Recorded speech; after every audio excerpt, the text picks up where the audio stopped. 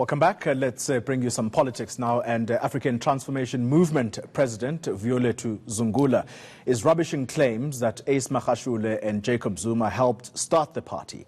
He says the allegations are not supported by evidence, and he views them as a ploy to stigmatize the ATM as a Zuma party. There is no evidence whatsoever, that's one. Secondly, this affidavit drawn by Mr. Vuyolwethu Zungula, he withdrew the court application which was going to examine the affidavit. A lot of people assume that once a person writes an affidavit, whatever is contained there is actually truth.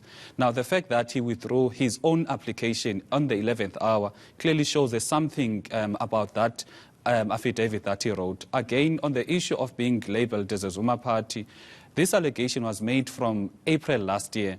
It's been close to 14 months. No evidence, no proof whatsoever. So if we were to look at how this has been, we've been stigmatized, from April last year up until beginning of this year, we called this Zuma party. Now, beginning of this year, they're now calling us, Mr. Ace Magashule is involved, without any evidence. So we view this as the ATM, as a ploy to try and stigmatize us so that people do not hear what we say, rather they stick to what we've been stigmatized as to a Zuma party. Let me quickly follow up then and say, who is Professor Caesar Nongunga? I understand that he's the chief apostle at the 12th Apostles Church. That's your church, I understand. Tell us who he is and what his links are, therefore, to former President Zuma and Magashule. He's a leader of a spiritual organization, which is a church. Therefore, I think in his own right, he will have many people, for example, political leaders going to him to seek for spiritual guidance. And those people are not limited to Mr. Ace Magashule, no Mr. Zuma. Mr. Mbeki was there. Even Tatu Mangosuthu was there. So a lot of political leaders are having links with him as a leader of a church.